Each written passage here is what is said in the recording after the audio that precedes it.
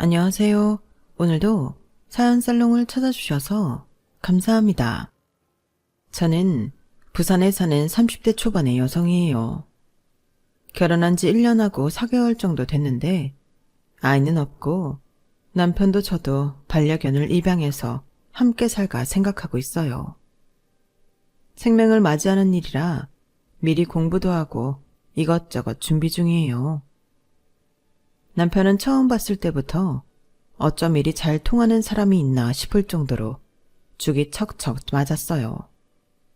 제 입장을 잘 이해해주기도 하고요. 그 덕에 저는 시댁과는 거리를 두고 마음 편히 살고 있는데요. 3개월 전까지는 그렇지도 않았어요. 시어머니랑 아주버님 그리고 윗동수한테서 스트레스를 많이 받았거든요. 시어머니는 처음부터 저를 많이 못마땅해 하기도 했고요. 그렇다고 제가 되게 꿀리는 결혼을 한 것도 아니에요. 결혼하고 1년 동안 저도 꽤나 마음고생하고 여기 사연에 나온 것처럼 시집살이 호되게 해봤네요. 그럼에도 저는 남편의 가족들이니 잘 지내보려고 애를 썼어요. 하지만 아무리 가까운 사이여도 끊을 때에는 끊어야 한다는 걸 깨달았어요. 제가 계속 미움받으면서도 이용당하는 상황에 있을 이유도 없고요. 그럼 이게 다 어떻게 된 사연인지 지금부터 차근차근 이야기해 볼게요.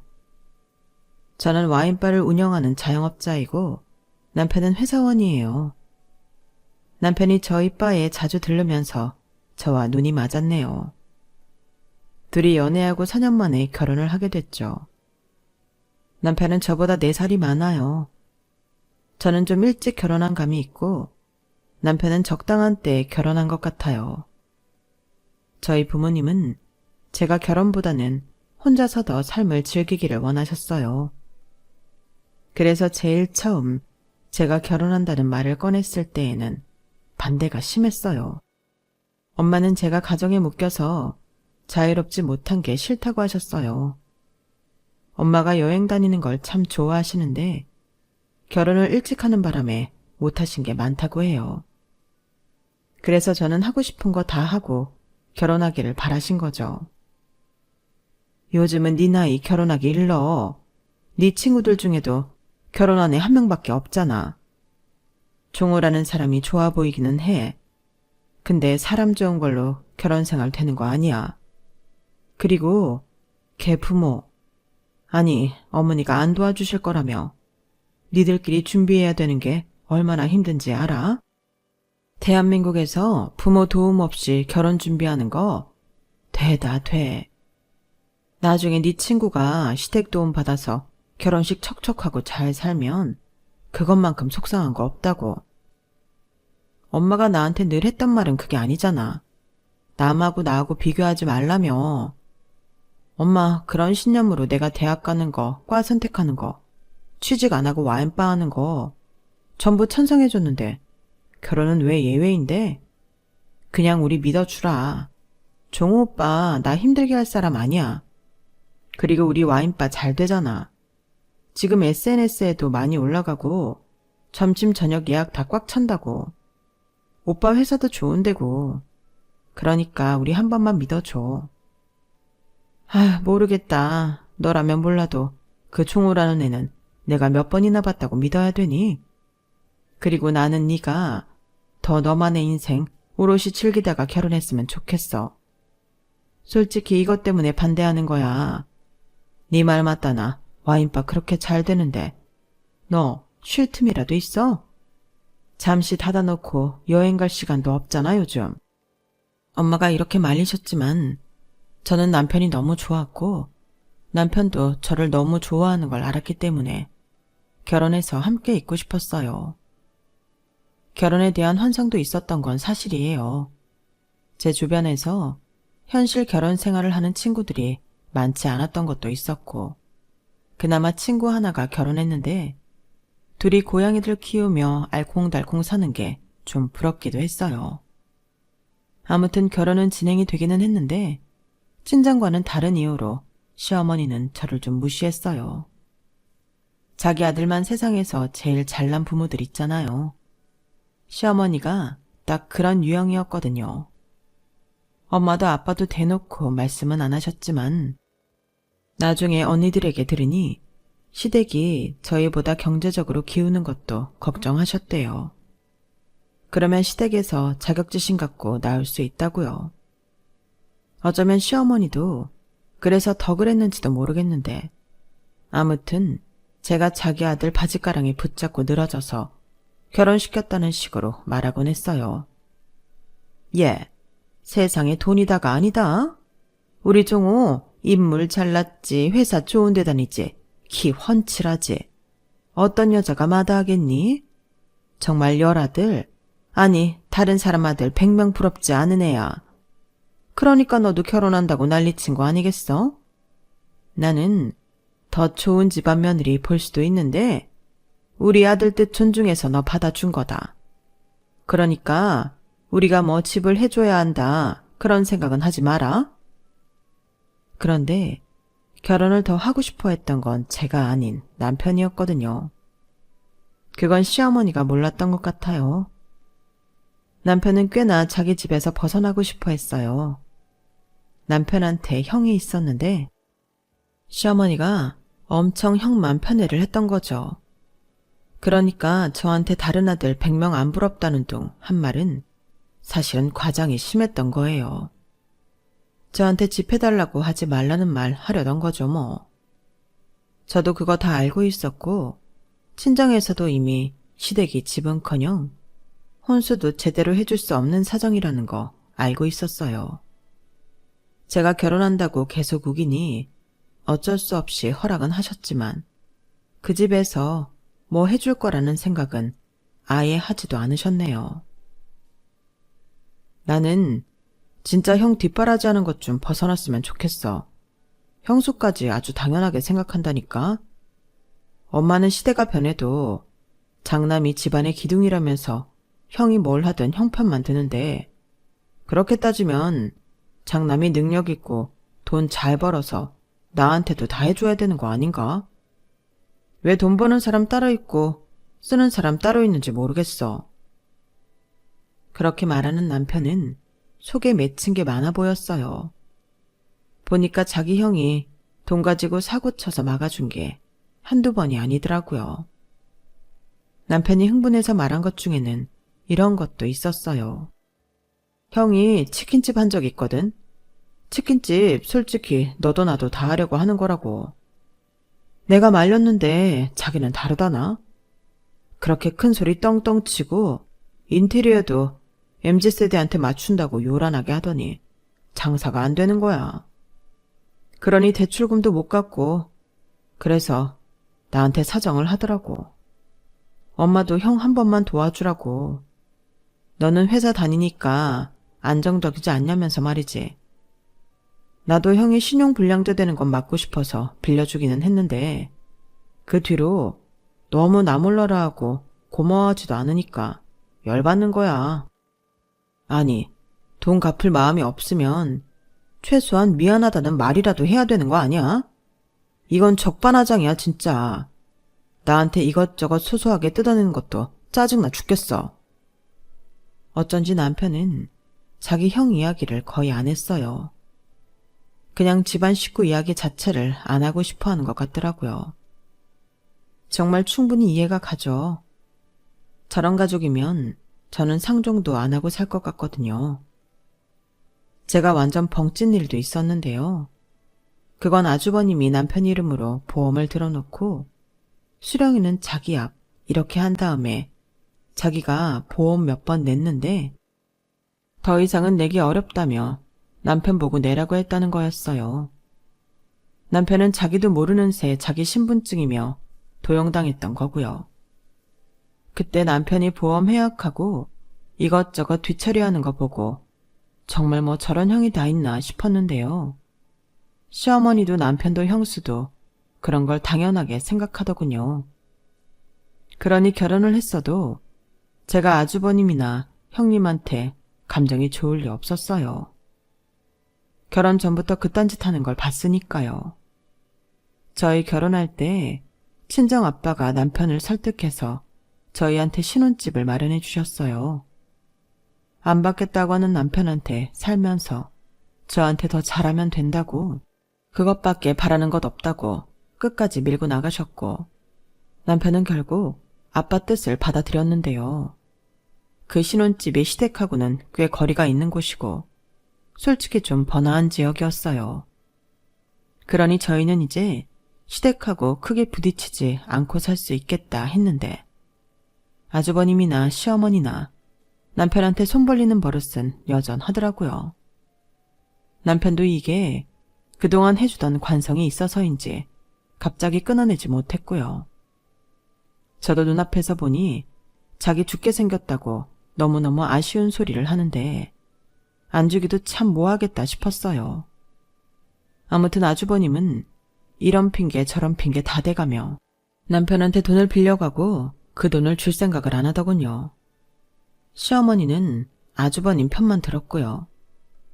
그것도 전보다는 훨씬 줄어든 거라고 하더군요.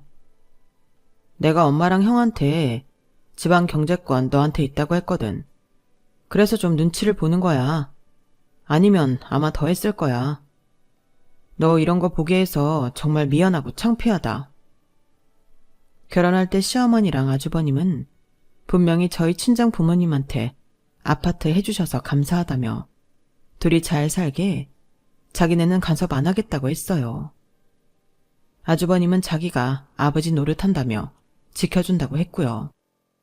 그러니 친정에서도 그래도 염치는 있나 보다 하며 제 결혼을 허락해 주신 것도 있거든요. 근데 이게 무슨 아버지 노릇인지요. 이런 걸 보며 그래도 저희 친정이 재산이 있어 다행이고 부모님이 자식 생각해 주시는 분들이라 너무 감사하더라고요. 저희 신혼집은 말씀드린 것처럼 집값이 좀 비싼 지역이었고 아빠가 아이 낳든 강아지나 고양이랑 살든 오래 살라며 신혼인 저희 형편에 비해 좀 큰 집을 얻어주셨어요. 실평수만 34편 정도 됐거든요. 친정하고는 전철 타고 세정거장이면 오갈 수 있는 거리기도 했고요. 그리고 그 지역이 저희 결혼하고 1년도 안 돼서 매매 가격이 올랐더라고요. 부동산에도 저희 아파트 물어보러 오는 사람들도 꽤 된다고 하더군요. 불경기 불황이라고 해도 오르는 데는 사람들이 몰리기 마련인가 봐요. 이게 아주버님이랑 시어머니 귀에도 들어갔더라고요. 아주버님은 시어머니랑 걸어서 10분 거리에 살고 있었는데 그쪽 지역이 집값도 땅값도 안 오르기는 했어요. 저희 사는 곳만 올라간 게 아주버님 질투심에 불을 당긴 것 같더라고요. 결혼하고 집 들일 때도 안 왔던 아주버님이 갑자기 형님하고 저희 집에 오겠다고 하더니 은근히 이것저것 캐묻더라고요. 형님은 저희 집 인테리어를 하나하나 뜯어보고는 화병하고 테이블 매트를 달라고 해서 좀 당황했거든요. 물론 드리기는 했어요. 근데 처음 아랫사람 집에 오면 하다못해 두루마리 휴지라도 사올 법한데 아무것도 안 사와서 밥 얻어먹고 과일에 차 얻어먹고 내내 살림을 못하는 것 같네, 돈을 펑펑 쓰는 것 같네 이러다가 뭐 달라고 하면 주는 사람 입장에서도 기분이 나쁘잖아요. 그리고 2주쯤 지났나? 이번에는 시어머니까지 셋이서 왔더라고요. 그때 아주버님이 대뜸 이런 말을 했어요. 확실히 여기가 애들 키우기에는 더 좋겠어? 근데 2사람은 일단 아이 안 낳고 개 키울 거라며. 나나 민준아 좀 더 돈 벌고서 아이를 낳자는데 동의했어. 걔도 입양하려니 생각할 게 많아지더라. 천천히 멀리 내다보며 준비할까 해. 종우, 너 말에 아주 허세가 들어갔다. 이런 아파트에 사니까 네가 신분 상승한 것 같냐? 그런 게 어딨어. 내 말이 그렇게 들렸으면 그건 그냥 형 생각이야. 나는 아파트랑 상관없잖아. 그러자 옆에서 형님도 끼어들더라고요. 아무튼 아파트값 많이 올라서 좋겠어요. 서방님은 이런 걸 마누라 덕 톡톡히 본다고 하나요? 우리 은혜 아빠도 결혼할 때 친정 덕 좀 봤죠. 예단이며 결혼식장에 신혼여행 비용까지 우리 집에서 다 돼서 마누라 잘 얻었다는 소리 좀 들었는데 내가 동서한테는 깨갱해야겠네. 별 말씀을 다 하시네요. 그런데 은우는요? 친정집에 갔어. 다음 주에나 올 거야. 아주버님과 형님 사이에 아들이 하나 있었는데 이제 4살이었거든요. 근데 두 사람은 그 아이를 형님 친정에 너무 자주 맡기는 것 같더라고요. 그런 것까지 제가 상관할 바는 아니지만 아무튼 제가 그 조카의 얼굴을 거의 본 적이 없어서 말이에요. 만날 때마다 친정에 맡겨놨다고 하고 두 사람은 해외여행에 제주도 여행에 잘도 돌아다녔어요. 하여간 나나 엄마 사는 동네는 왜 죽어라 안 오르고 여기만 오르나 모르겠다. 부럽다 야. 형도 돈 모아서 이사 계획 짜봐. 그럼 은우도 크면 학교 더 좋은 쪽 알아봐야 할 거 아냐. 여기가 딱 좋기는 하다. 지하철 가깝고 애들 학교 다니기도 좋고 학원도 있고. 그러고 보니 이쪽은 어린이집이나 유치원도 잘 해놨다던데. 그것까지는 우리도 잘 모르겠네. 아직 우리한테는 먼 얘기라서 알아보지 않았어. 이쪽 학교 좋고 어린이집 좋은 거 맞아요. 서방님. 그러니까 집값도 오르는 거겠죠? 아무튼 동서는 좋겠다. 이런 데에서 살고. 은우 아빠, 우리도 은우 생각해서 이쪽으로 이사 오는 거 생각해보자. 그럴까? 다른 데 뭐 알아볼 거 있나? 여기만한 데가 없겠어. 아주버님이 남편 말 속에 허세가 있다고 했는데 두 사람이야말로 허세가 가득했어요. 형님은 중소기업에 다니고 있었고 아주버님은 지금 하고 있는 디저트 카페가 잘 안 되고 있어서 계속 보증금 까먹고 있는 상태였거든요. 살고 있는 아파트를 팔아도 집값 감당이 안 되고 둘 다 대출받기도 어렵다며 저번에도 남편한테 돈 빌려가려고 하다가 못 빌렸었거든요.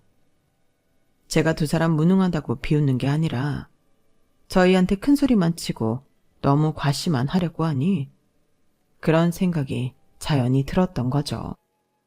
그리고 이쪽 동네로 이사 온다니 내심 싫었네요. 가까이 하고 싶지 않은 형제니까요. 남편도 아주머님이랑 형님이 이 동네로 이사 오고 싶다고 하니 표정이 안 좋더라고요. 게다가 저는 또 아주버님이 말도 안 되는 요구를 해서 좀 속상해하고 있었어요. 조카 어린이집 이야기가 나와서 그런데 제 친구 중 한 명이 저희 아파트랑 가까운 데에서 영어 유치원을 운영하고 있었어요. 거기가 학비도 좀 비싸기는 한데 워낙 평이 좋아서 들어가려면 대기해야 되는 정도거든요. 근데 아주버님이 자기 아들을 거기에 다닐 수 있게 친구한테 부탁을 해달라고 계속 저한테 압력을 넣는 중이었어요. 저는 아무리 친구 사이여도 그런 부탁은 어렵다고 계속 피하고 있었고요. 그리고 툭 하면 애 떼놓고 둘만 어디 다니면서 저한테는 조카를 소중하게 생각하라고 하니 짜증이 났죠. 그럼에도 시어머니는 단 한 번도 아주버님과 형님한테 뭐라고 한 적이 없었어요. 오히려 저보고 아주버님 부탁을 안 들어준다고 뭐라고 했네요. 니네는 동생이 돼서 형보다 잘 살면 더 나눌 줄도 알고 해달라는 것도 해줄 줄 알아야지. 어떻게 그렇게 이기적이니? 가족은 그런 거 아니다. 그리고 니네 하나밖에 없는 조카 아니냐? 친구한테 그 정도 부탁도 못해?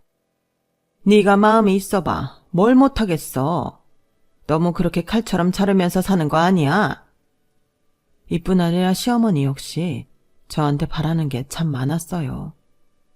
일주일에 한두 번씩 친구들 만날 때마다 용돈 달라고 전화했고 옷이며 화장품이며 사달라는 것도 많았어요.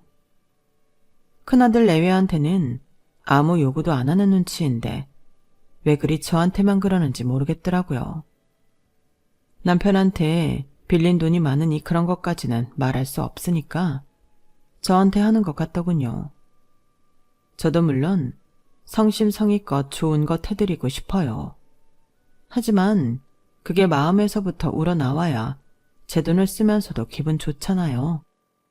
제가 친정 부모님한테 용돈 한 번 드릴 때 두세 번은 가져갔네요. 그리고 한 번은 100만 원 넘는 자켓을 사달라고 너무 당당하게 요구해서 기분이 상하기도 했어요. 아무리 자식이고 제가 며느리라고 하지만 이런 건 너무하다고 생각했거든요. 생일이나 어버이날도 아니었으니까요. 결혼할 때도 아무것도 못 해준다고 하더니 결혼하고 나서도 과일 한 봉지 사다 주지도 않으면서 뭘 받기만 하려고 하니 그런 시댁하고 계속 보고 싶겠어요. 아주버님은 아주버님대로 남편 경제권 저한테 있다고 그렇게 말을 해도 자잘하게 30만 원씩 20만 원씩 몇 번 빌려가더라고요. 그러다가 자기네 카페 보증금도 다 까먹게 생겼다며 목돈을 부탁했더라고요. 남편은 당연히 거절했고요. 그런데 제가 그렇게 시켰다고 생각한 아주버님은 저한테 통화로 한바탕 난리를 쳤어요. 재수씨, 사람이 그러는 거 아니에요. 제가 언제 재수씨 돈 쓴다고 했어요? 종호 돈 쓴다는 거잖아요. 왜 형제간의 사이를 갈라나요? 그것도 돈으로? 이러면 안 되는 거예요. 제가 안 갚을 것도 아니고 재수씨가 번 돈도 아닌데 그걸 막으면 안 되죠. 뭐 집안 경제권 쥐고 있다면서요? 큰돈은 재수씨가 다 갖고 있는 모양인데 종호 통장에서 3천만 원 빼서 저한테 보내주세요. 그러면 제가 이거 다 없던 일로 할게요. 아니, 이거는 협박도 아니고 뭐 이런 사람이 다 있나 싶었어요. 아무리 집안에서 저보다 윗사람이고 남편의 형이라고는 해도 그렇죠. 좋게 말하고 부탁하고 미안하다고 해야 되는 거 아닌가요? 저는 너무 화가 났지만 그래도 최대한 예의를 지키려고 애를 쓰며 말했어요. 아주버님, 저는 오빠한테 아무 말 한 거 없어요. 오빠가 그냥 돈 빌려달라는 거 거절한 것 같은데요. 그런 돈을 제가 오빠한테 말없이 보낼 수 없고요. 저도 한 말씀 드리자면 오빠가 아주버님 ATM기 아니잖아요. 이러지 마시고 금융기관에 가서 돈을 빌리세요. 오빠한테 지금 3천만 원 있지도 않고요. 저도 어떻게 할 수가 없네요. 아주버님이 다른 데 알아보세요. 저는 딱 선을 긋고 안 된다고 했어요. 하지만 아주버님은 그렇게 만만한 사람이 아니었어요. 그런 데에서 돈 빌리려면 시간이 많이 걸리는데 제가 시간이 없어서 그래요. 정말 이럴 거예요? 나를 무슨 돈이나 달라는 그런 사람 취급하는 거 맞죠? 이렇게까지 말씀 안 드리려고 했는데 그런 거 맞지 않나요? 오빠한테 빌려간 돈 하나도 갚은 거 없죠? 저도 다 알아요. 저 몰래 몇십만 원씩 빌려갔고 그전에도 오빠가 대출까지 받아서 빌려준 돈 하나도 안 갚은 거요. 차용증을 써도 아무 소용 없잖아요. 저를 욕하셔도 어쩔 수 없어요. 저희도 땅 파서 돈 나오는 거 아니고요. 저희 이 집에서 아들 노릇 며느리 노릇 충분히 하고 있다고 생각해요. 그러니 너무 무리한 요구는 하지 마셨으면 좋겠어요. 그러자 아주버님은 저보고 기막히고 황당하다며 어떻게 이럴 수 있냐고 막 화를 냈어요. 그래도 저는 꿈쩍하지 않았어요. 속으로 좀 무섭기는 했죠. 성인 남자가 막 소리 지르는데 아무렇지도 않을 리가 있겠어요. 그래도 저는 안 된다고 끝까지 좋게 말했네요. 결국 아주버님은 시어머니 도움으로 어떻게 돈을 융통했다고 하더라고요. 하지만 그 후 시댁 식구들이 저희를 대하는 태도가 아주 냉랭해졌어요. 저한테는 있는 것들이 더하다며 저러고 사니 돈을 모은다고 피도 눈물도 없는 사람 취급을 했고 남편은 결혼하고 변심했다고 뭐라고 하더군요. 저도 기분이 나빴죠. 불과 1년도 안 된 결혼 생활하면서 제가 시어머니한테도 아주버님한테도 한 게 있는데 어쩌면 저럴 수 있는지. 기왕에 못된 사람 취급당하는 거 저도 기본만 해야겠다 싶더군요. 그래서 더는 시어머니 용돈도 많이 안 드리고 매달 드리기로 한 것만 보냈어요. 남편도 잘했다며 자기도 이 기회에 끊을 건 끊고 싶다고 했어요. 그렇게 한 달 정도 시간이 지나갔고 아주버님이나 시어머니가 저나 남편한테 돈 이야기하는 거 없이 각자 잘 사는 것 같았어요. 저는 와인바를 확장해서 2층으로 이전하기로 했기 때문에 정신이 없었어요. 인테리어 공사며 새로 조리기구 들이는 것까지 챙길 게 많았거든요. 남편은 승진을 했고 해외 출장이 전보다 잦아졌어요. 결혼 1년 기념일을 앞두고 저희는 둘 다 나름 좋은 일이 생겼다며 만족했죠. 그런데 아주버님은 그렇지 못한 것 같았어요. 시어머니 통해서 꾼 돈도 못 갚고 대출도 싹 다 바닥이 났다는 얘기를 건너 들었네요. 우리 귀에 들어가라고 일부러 흘린 게 분명했지만 저희는 별다른 반응을 하지 않았어요. 그런데 시어머니가 시아버지 제사 전날 음식을 좀 준비해서 가져오라고 하시더라고요. 음식은 당일날 만들거나 주문해도 되는데 말이죠. 전날 해놓으면 아무래도 먹을 때 금방 한 것 같지 않잖아요. 좀 의아하기는 했지만 일단 시키는 대로 음식을 준비해서 남편하고 갔어요. 아주버님 형님도 당연히 와 있더군요.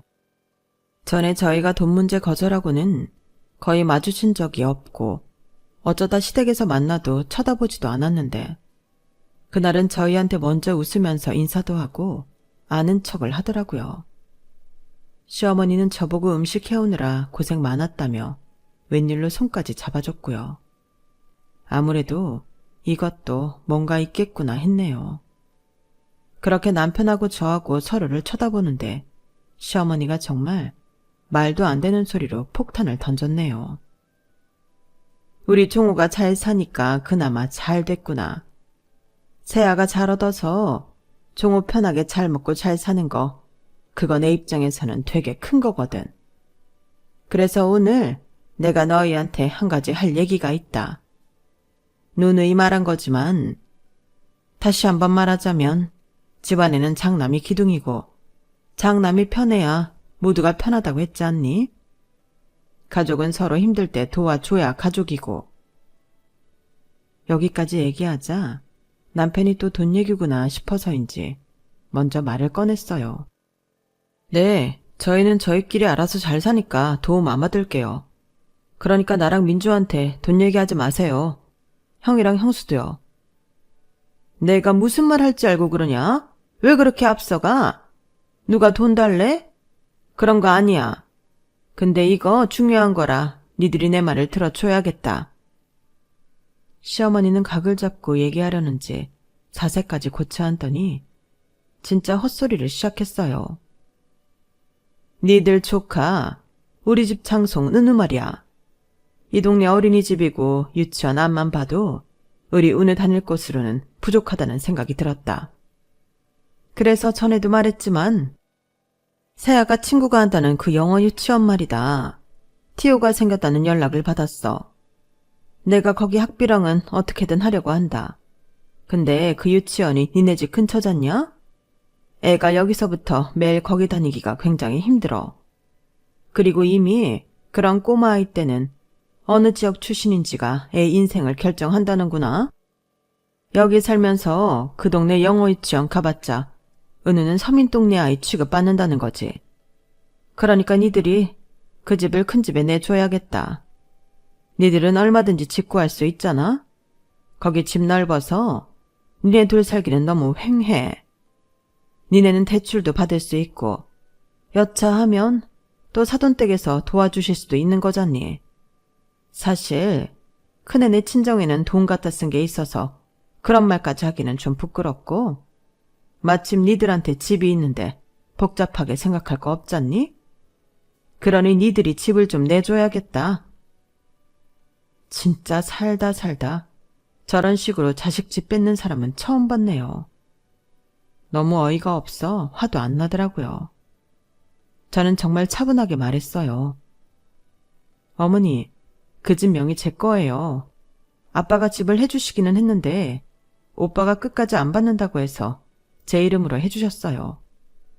오빠는 공동명의도 싫다고 했고요. 그러니까 지금 제 집을 아주버님네 이사 오게 하라는 말씀이신 거죠? 네 집인 거 우리도 알아. 일단 좀 살게 해달라 이거지. 그러는 새에 우리 종수도 사업 잘 되고 하면 그런 집 살 수 있는 거잖아. 그 유치원 다니는 애들이 니네 아파트 단지에 많이 산다더라. 니들이 조카 생각해서 그 정도 희생은 할 수 있는 거 아니니? 두 식구가 실평수 34평이면 너무 크잖아. 그 집을 살만한 사람이 살아야지. 안 그래? 니들은 나중에 그런 집 살아도 되고. 제가 아주버님이랑 형님을 보니 아주 당당하게 저를 보더라고요. 진짜 하다하다 이제는 평소에 맨날 친정에 맡겨놓는 아이를 핑계로 집을 차지하려 들다니 사람이 바보인 줄 아는 건지 호구인 줄 아는 건지 뭐가 됐든 열이 받더라고요. 거기에 아주버님이 아주 쐐기를 박았어요. 그래요, 재수씨. 명의 같은 거는 나중에 천천히 생각해도 되는 거고 우리가 거기 계속 살지 말지는 살아보면서 결정할게요. 동서가 아파트 내주면 우리도 섭섭지 않게는 할게. 다시 말도 트고 살고 좋잖아. 너무 멀리 이사가지 말고 형제가 가까운 데 살면서 자주 봐야지. 좋기는 뭐가 좋나요? 맨날 옆에서 누구를 뜯어먹으려고 드는 건지 제 위장이 다 꿈틀하더군요. 남편은 화가 잔뜩 나서 먼저 입을 열었어요. 말이 되는 소리를 해요. 민주집을 형 주라는 소리잖아. 뭐 이건 뱅뱅 돌려 말해도 그건데 이제는 둘째 며느리 집까지 손을 댈 생각이에요, 엄마? 뭐 잠깐 와서 살겠다고 해도 안 된다고 할 판인데 뭐가 어째요? 남편이 열받아서 맞는 말만 하는데 아주버님은 되도 않는 소리를 했어요. 야, 너는 네 마누라밖에 안 보여? 네 형이랑 네 조카는? 우리는 피를 나눈 가족이지만 네 마누라는 헤어지면 남이야. 그런데도 너 지금 마누라 집을 우리 준다고 큰 소리 치는 게 말이 돼? 어디서 시건방지게 목에 핏대를 세워. 너는 은우가 좋은 친구들 사귀고 고급지게 사는 게 싫으냐? 네 하나뿐인 조카인데 우리 은우 이 집 장손이야. 장손이 잘 돼야지. 그리고 은우가 커봐라. 니들한테 얼마나 잘하겠어. 그러니까 멀리 내다보고 나중에 은우한테 효도받을 생각해. 일단 우리는 받아놓은 이사 날짜가 있으니까 그중에서 니네가 시간 많은 날로 골라봐라. 마치 우리 생각해주는 것처럼 벌써 이삿날까지 골라나온 게 기가 차더군요. 남편은 되도 않는 소리 말라며 소리를 쳤고 그럴수록 아주버님과 형님은 약 올리듯이 피식거리기만 했어요.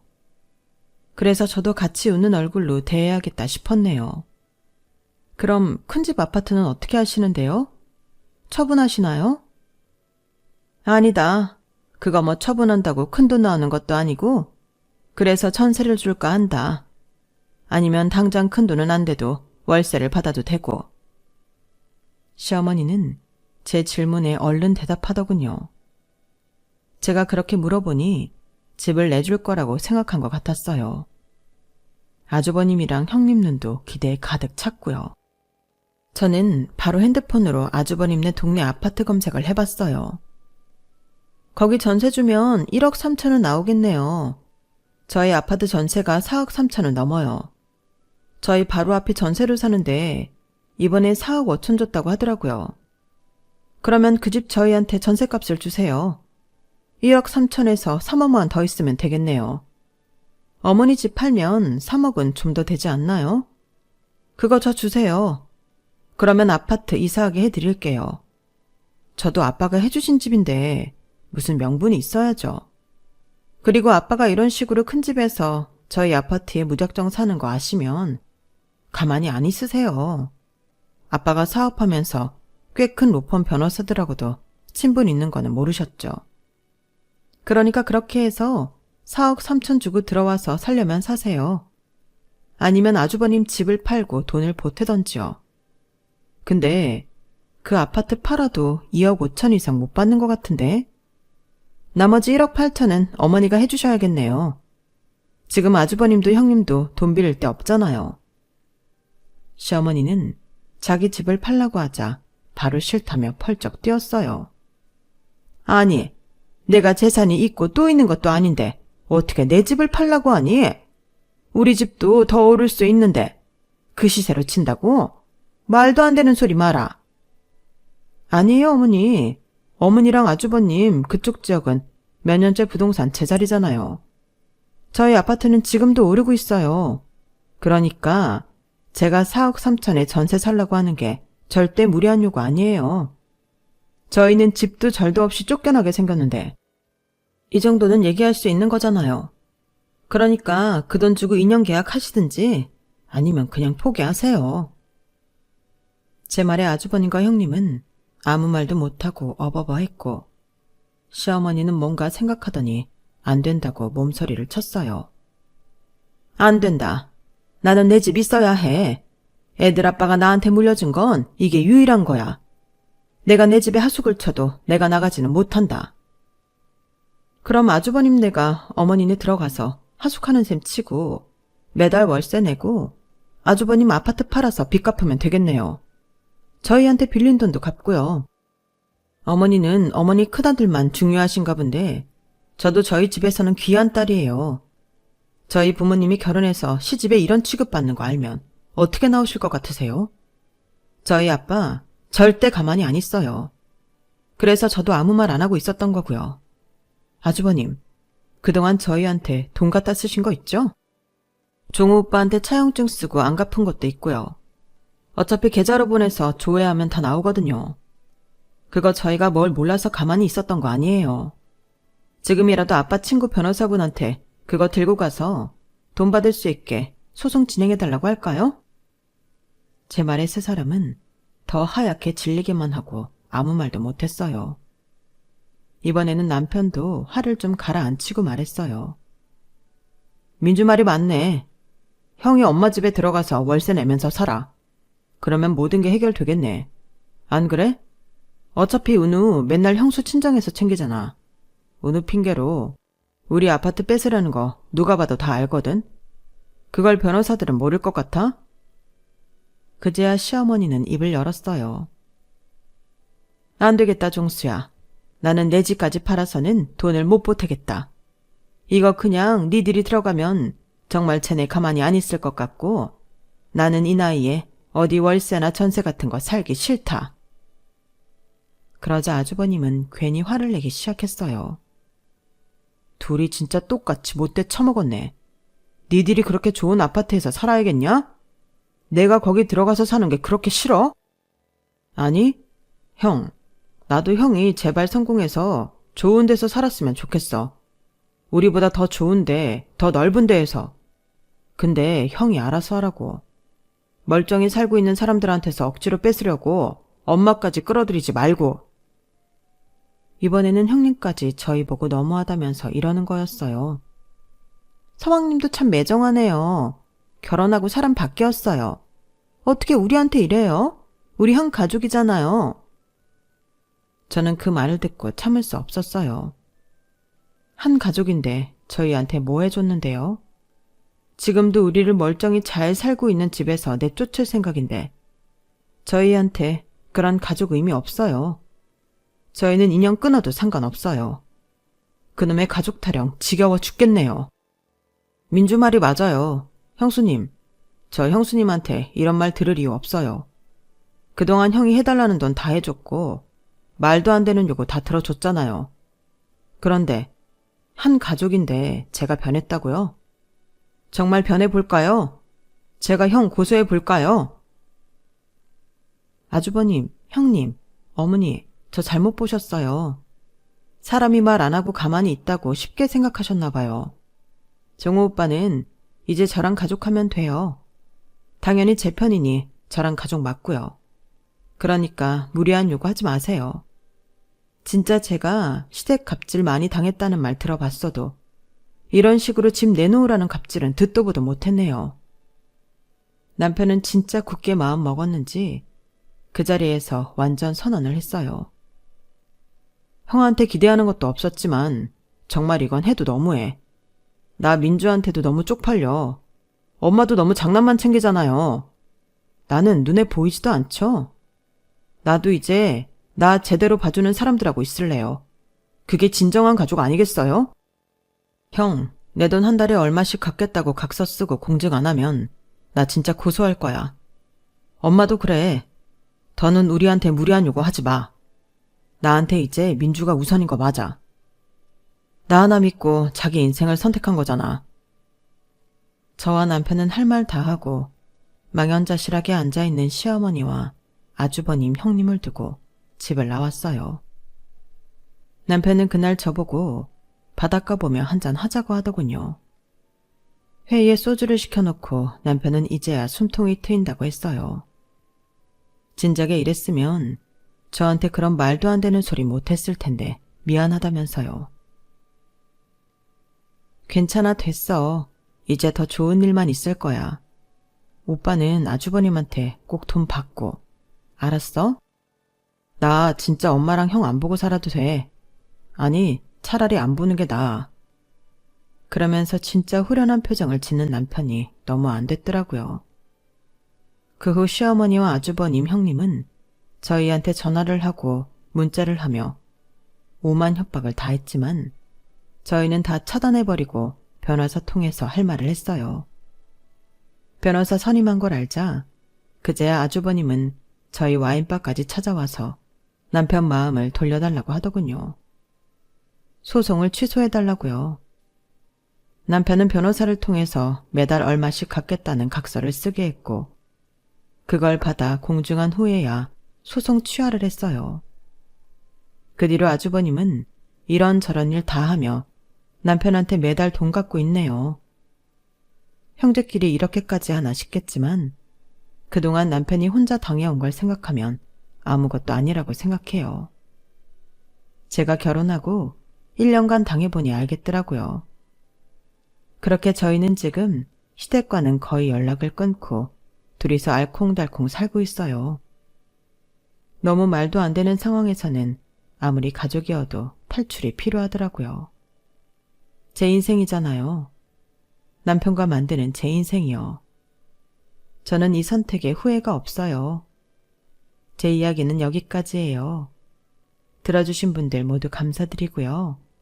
모두들 가족과 행복하시고 좋은 하루 만드세요. 여러분, 사연 댓글에 응원과 현명한 조언 부탁드려요. 좋아요와 구독은 저에게 큰 힘이 됩니다. 오늘도 좋은 일 가득하세요.